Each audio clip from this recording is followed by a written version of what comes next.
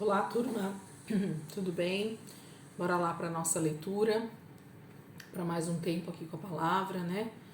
Vamos orar, entregar esse momento para o Senhor e a gente já inicia então a nossa leitura de hoje, amém?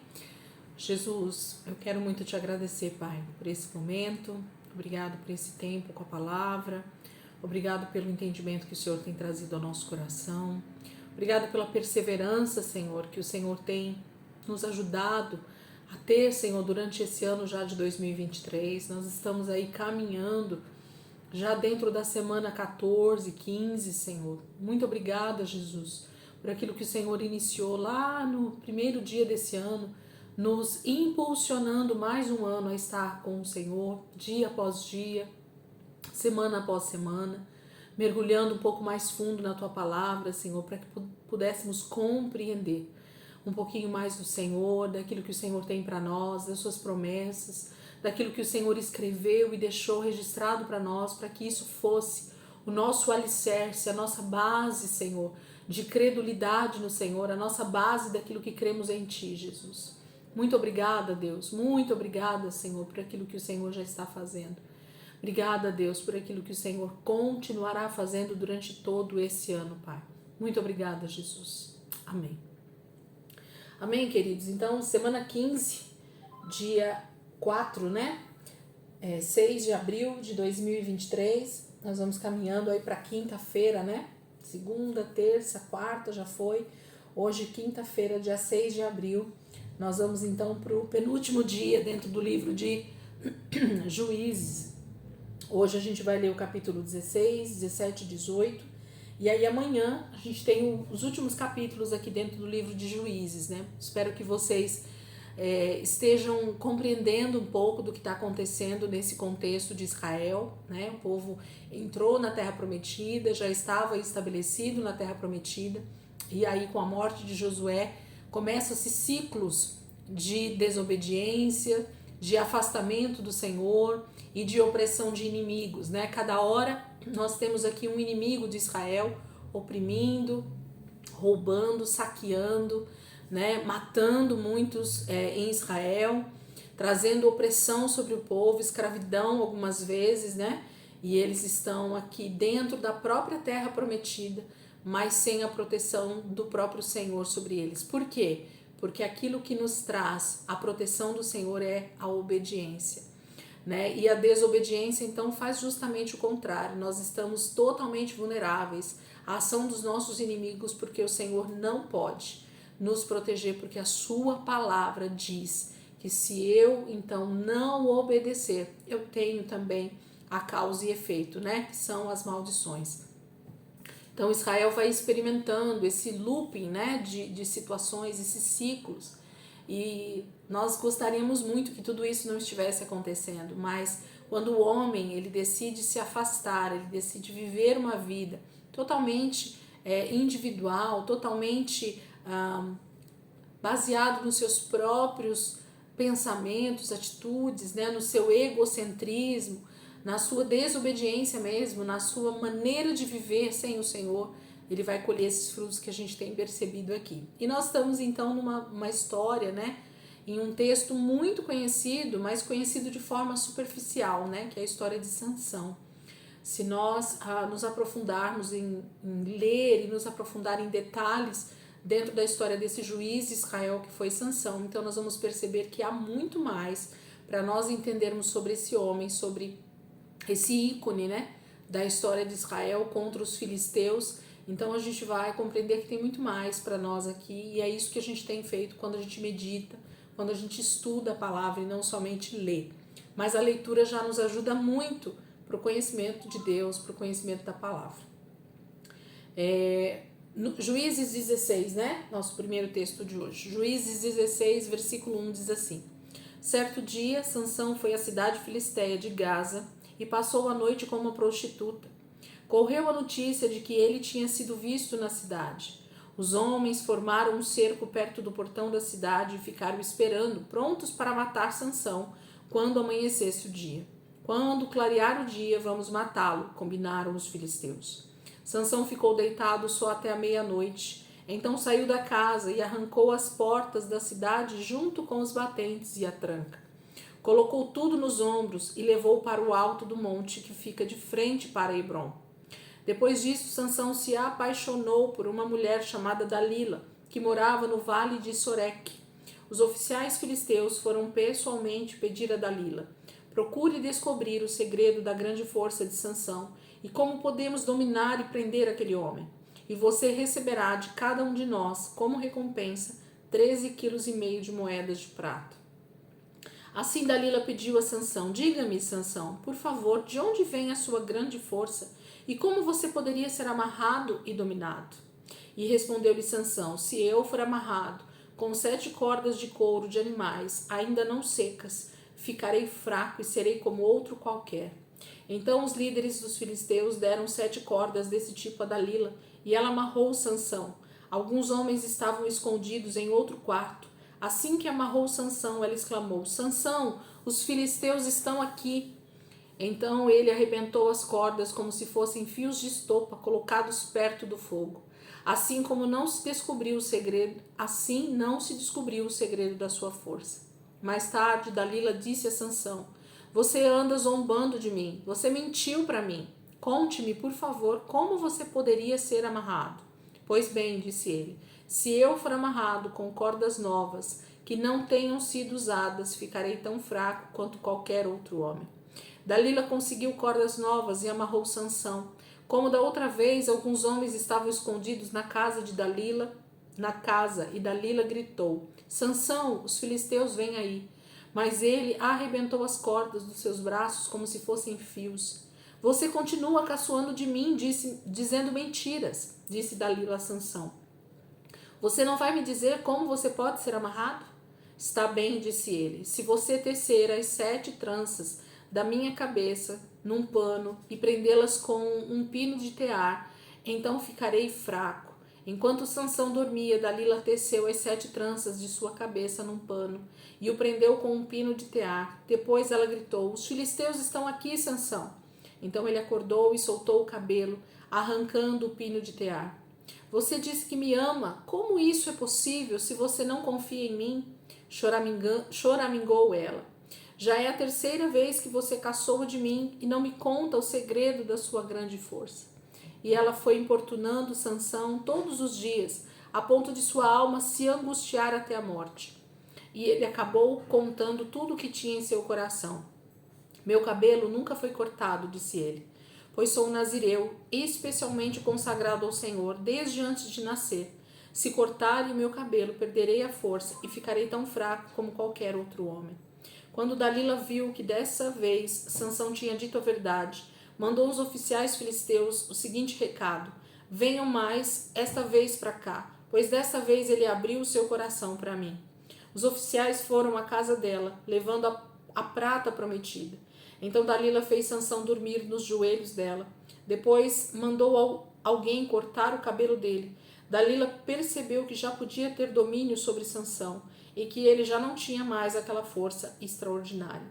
Então ela gritou: Sansão, os filisteus estão aqui para prender você. Ele acordou e pensou: vou fazer como das outras vezes, vou ficar livre num instante. Mas não percebeu que o Senhor já não estava com ele. Os filisteus prenderam Sansão, furaram os seus olhos e o levaram para Gaza. Lá Sansão foi amarrado com 2 correntes de bronze e o colocaram para mover um moinho na prisão. Não demorou muito e o cabelo dele começou a crescer de novo. Os oficiais filisteus realizaram uma grande festa para comemorar a captura de Sansão. O povo ofereceu um grande sacrifício a Dagom, deus dos filisteus, e diziam: o nosso Deus entregou o nosso inimigo Sansão em nossas mãos. Vendo Sansão acorrentado na prisão, o povo louvava o seu falso Deus, exclamando: o nosso Deus entregou em nossas mãos o nosso inimigo, aquele que era destruidor da nossa terra e que matou muitos dos nossos homens. Quando estavam bem alegres, em plena festa, os filisteus gritaram: tragam Sansão para cá, queremos nos divertir com ele. Assim tiraram Sansão da cadeia e ele foi levado para o centro do templo, entre as 2 colunas que sustentavam o teto.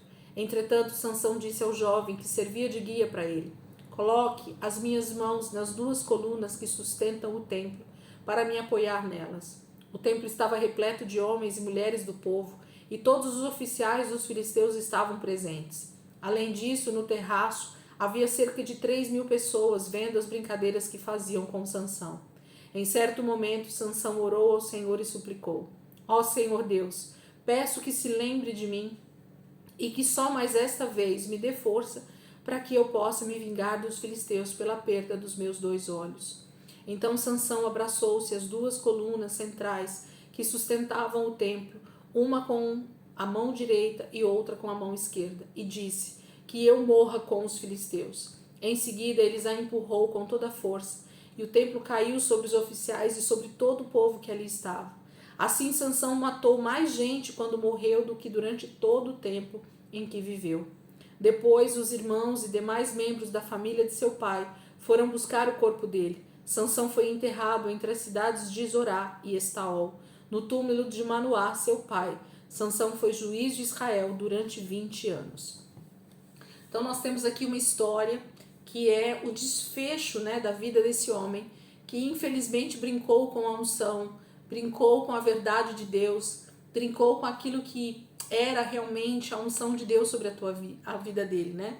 Então nós poderíamos tirar muitas coisas aqui desse texto do capítulo 16, que fala sobre essa perda, né, da força de Sansão, da unção, na verdade, não tem a ver com força, e sim com a unção, né? Era o Espírito do Senhor que se apoderava de Sansão e então lhe dava força, lhe dava essa unção com forças para que ele vencesse os seus inimigos. Então nesse momento ele se entrega, né? Ele abre o seu coração, então a prisão dele é iminente e ele então perde a sua visão e é preso, e mesmo depois de preso ele pede, suplica ao Senhor, ora, e o Senhor então dá esse momento onde ele pôde então dar o seu desfecho, mesmo morrendo, mesmo sendo um mártir, né? Naquele momento ele se torna alguém que livra Israel da tirania dos filisteus. Capítulo 17.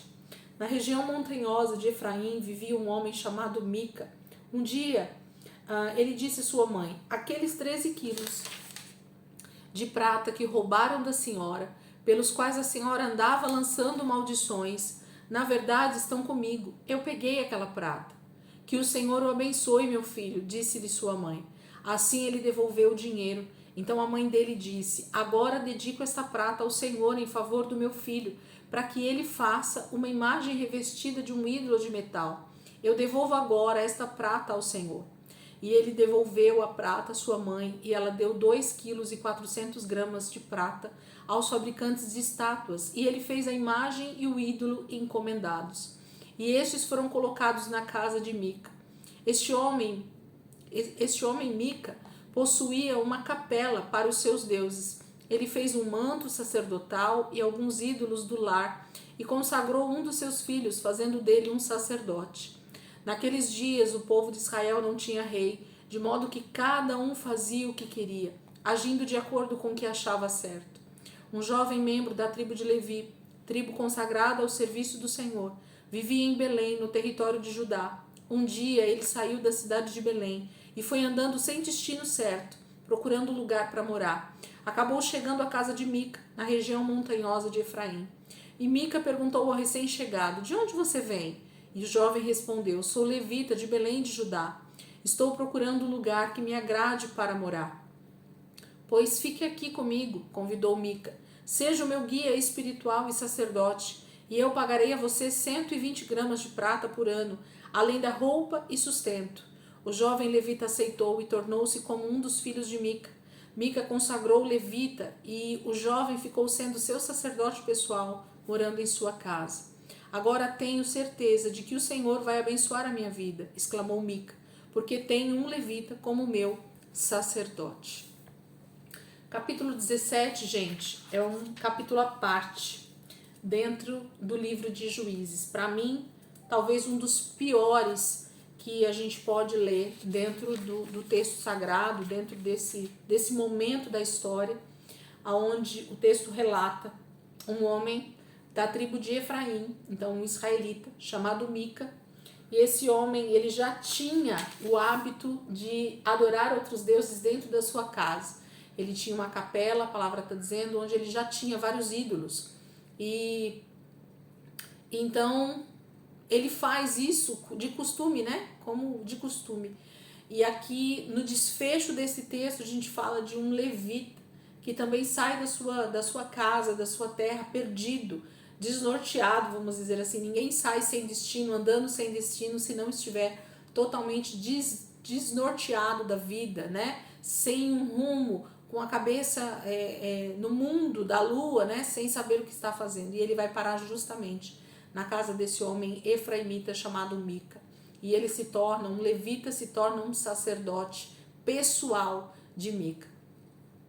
É terrível imaginar que esse povo, os israelitas, que haviam então tido uma promessa tão poderosa de herdar essa herança, de herdar essas terras e ser prósperos em tudo que faziam, eles irem se afastando com o passar dos anos. E aqui nós já tínhamos um bocado de tempo já entre a morte de Josué e essas situações que vão acontecendo. Se vocês voltarem ou se atentarem ou tiverem grifado, né, os anos que foram se passando de juiz para juiz, eu já fiz esse pequeno estudo e é muito interessante a gente olhar para isso, né? Então nós temos aqui pelo menos uns 500 anos já se passaram entre a morte de Josué e esse homem chamado Mica. Então eu queria que você percebesse alguns detalhes na palavra que fazem toda a diferença para nós. Um efraimita, né, um israelita de Israel, fazendo ídolos dentro da sua casa, tendo seu filho primeiro como um sacerdote, depois aparece um levita, ele faz uma proposta de salário e pede para que esse levita, que não era a função dele ser um sacerdote, se torne um sacerdote pessoal de Mica. Tantas e tantas coisas que a gente poderia extrair desse texto e perceber quanta maldade, quanto desvio de caráter, de adoração, de entendimento de quem era Deus. Nós vamos ver dentro desse texto. Capítulo 18. Como já foi dito, Israel não tinha rei naquela época.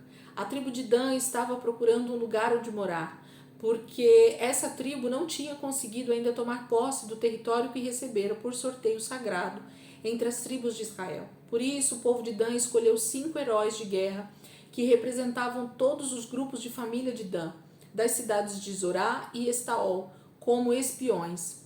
A missão deles era espionar e examinar o território que Dan planejava conquistar. E disseram a eles: vão, examinem a terra. Os espiões chegaram à região montanhosa de Efraim e passaram a noite na casa de Mica.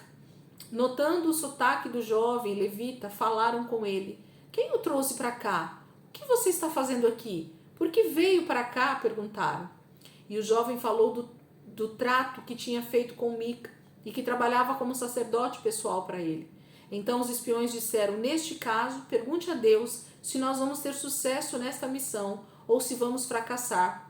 Vocês podem ir tranquilos, disse o sacerdote. Tudo correrá bem, porque o Senhor cuidará de vocês. Assim os 5 homens partiram e foram para a cidade de Laís, onde viram como o povo dali vivia em segurança, conforme o costume dos sidônios, despreocupados e em paz. E o povo não tinha falta de nada. Não sofria opressão de ninguém, não tinha contato com os sidônios e não mantinha relações com nenhum outro povo. Quando os espiões voltaram a Zorá e a Estaol, seus irmãos perguntaram a eles: o que vocês descobriram?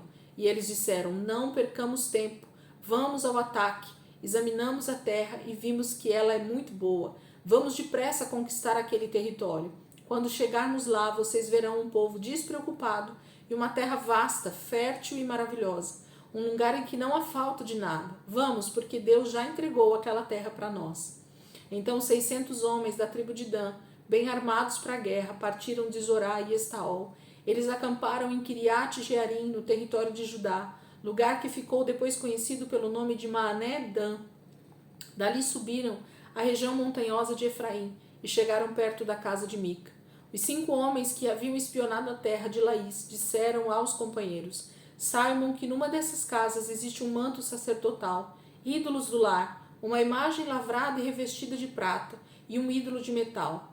Vocês já sabem o que devem fazer. Então eles se aproximaram e chegaram até o alojamento do jovem levita, na casa de Mica, e perguntaram como ele estava passando. Mas os 600 homens de Dan armados para a guerra, ficaram do lado de fora da porta. Então os 5 espiões entraram na capela, pegaram a imagem, o manto sacerdotal, os ídolos do lar e a imagem de fundição. Enquanto faziam isso, o sacerdote ficou parado junto à entrada da porta, com os 600 homens que estavam armados para a guerra. Quando os homens entraram na casa de Mica e tomaram a imagem, o manto sacerdotal, os ídolos da família e a imagem de fundição, perguntou o sacerdote: "O que vocês estão fazendo?" E eles lhe responderam: "Fique quieto, não diga uma palavra e venha conosco. Seja o nosso pai e sacerdote. Ser sacerdote de uma tribo inteira de Israel não é melhor do que ser sacerdote de um homem?" Então o jovem sacerdote ficou muito contente com isso. Pegou o manto sacerdotal, os ídolos do lar e a imagem esculpida com prata fundida e partiu com ele. Os homens de Dan colocaram as crianças, o gado e os demais bens na frente do povo e se foram. Quando já estavam longe da casa de Mica, ele e os vizinhos dele se reuniram e alcançaram os homens de Dan. Ao ouvirem os gritos dos que vinham atrás deles, viraram-se e perguntaram a Mica: "O que você quer? Por que convocaram esse povo?" E Mica respondeu: "Ora, que pergunta! O que significa isto? Vocês fogem levando os deuses que eu mesmo fiz e o meu sacerdote? Não deixaram nada. Como ainda me perguntam o que você quer?" "Cuidado com a língua", responderam os homens de Dan. "Aqui temos homens violentos que por pouca coisa podem ficar com raiva e matar você e sua família." Assim os homens de Dan continuaram a viagem. Quando Mica viu que eles eram mais numerosos e mais fortes, desistiu e voltou para casa. Então os homens de Dan prosseguiram, levando o que Mica havia feito e o seu sacerdote, e chegaram a Laís, um lugar de um povo pacífico e tranquilo. Com facilidade, pois, os invasores entraram, mataram todos os moradores com suas espadas e incendiaram a cidade. Não havia ninguém que livrasse o povo de Laís, pois estava muito longe dos sidônios e porque não tinham relações nenhuma com outro povo. A cidade estava localizada no vale de Bet-Reob. A tribo de Dan reconstruiu a cidade e habitaram nela, que a partir daí passou a ser chamada de Dan, em homenagem ao pai da tribo, filho de Israel. Antes, porém, o nome da cidade era Laís. A tribo de Dan instalou a imagem que pertencera a Mica e nomeou Jonatas, filho de Gerson e neto de Manassés, como seu sacerdote, ele e os filhos dele, até a data em que foram levados para o cativeiro. Assim, os ídolos que tinham sido de Mica foram adotados pela tribo de Dan durante todo o tempo em que a casa de Deus esteve em Siló.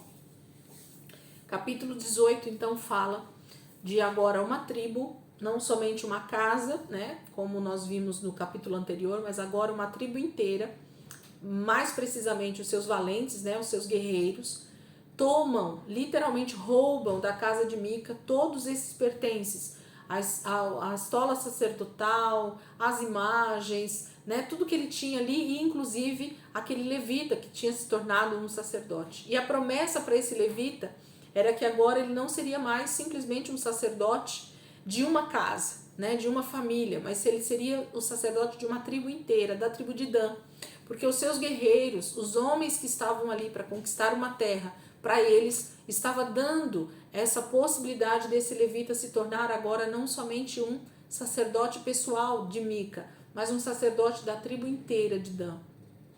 E ele aceita e segue viagem então com eles. Eles conquistam a cidade de Laís, né, que era uma cidade pacífica, a palavra está dizendo, e se tornam então os moradores daquela terra, reconstruindo essa cidade depois da destruição da guerra, e eles passam a morar ali e levantam como se fosse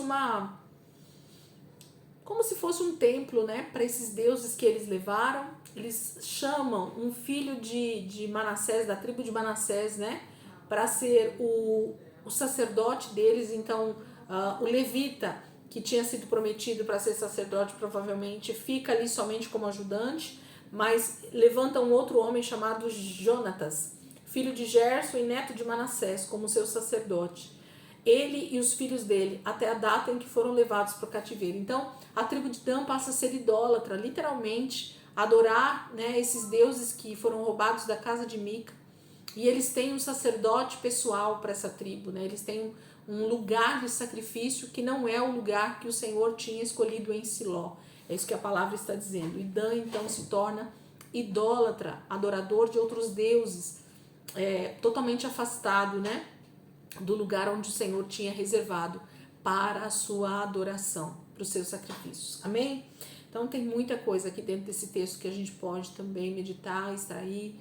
Se eu pudesse, eu montaria realmente um estudo só dentro do capítulo 17 e do capítulo 18. É maravilhoso entender o que Deus estava fazendo aqui nesse momento e mais precisamente o que Israel estava fazendo, né? Como esse povo havia se desviado totalmente do Senhor, e a gente vai ver as consequências disso com o passar dos capítulos aqui, não só em Juízes, mas agora dentro do livro de 1 Samuel, 2 Samuel, Reis, Crônicas, né? Todos esses capítulos que vão se seguir daqui para frente, acabando Juízes, são, na verdade, um reflexo daquilo que iniciou aqui, com essas histórias da tomada de território e desse povo, então, se corrompendo e se desviando do Senhor. E levando, né, as suas famílias a essa adoração a outros deuses, a se esquecer daquilo que Deus havia feito quando os resgatou da terra do Egito, quando os fez caminhar no deserto, quando os deu, né, o território de Canaã com o seu braço forte. Então, assim, é poderoso demais, porque Deus vai sempre lembrando Israel de todos esses feitos grandiosos que eles, então, seus antepassados haviam conquistado e feito. Amém, queridos? Deus abençoe a vida de vocês aí. Amanhã a gente entra, então, nesse desfecho de Juízes 19, 20 e 21, né, os nossos 3 textos, 3 capítulos de amanhã. E a gente fecha, então, o livro de Juízes. E no sábado, né, amanhã é feriado, sexta-feira. E no sábado a gente vai, então, ter o livro de Ruth. Eu queria muito que você estivesse aí com a gente, lendo esse livro e meditando um pouco nessa palavra. Nós temos muita riqueza dentro do livro de Ruth. A gente vai ler numa tacada só, né? São só 4 capítulos. Tanta profundidade, mas em 4 capítulos, né? A gente tem do 1 ao 4 aqui. E já finalizamos, então. O sábado vai ficar reservado para o livro de Ruth. E a gente, então, no domingo já começa o livro de 1 Samuel. Amém, queridos? Deus abençoe. Orem. Expressem ao Senhor a alegria de vocês por estar nessa leitura, por estar, né, meditando na palavra, por estar compreendendo um pouco essa linha cronológica, né, do que Deus está fazendo em Israel com o seu povo. É tão maravilhoso, eu vou lendo e as coisas vão tomando forma mesmo na minha mente para compreender o que Deus fez, faz e vai fazer. Amém, queridos? Deus abençoe e amanhã, se Deus quiser, a gente está aqui de volta.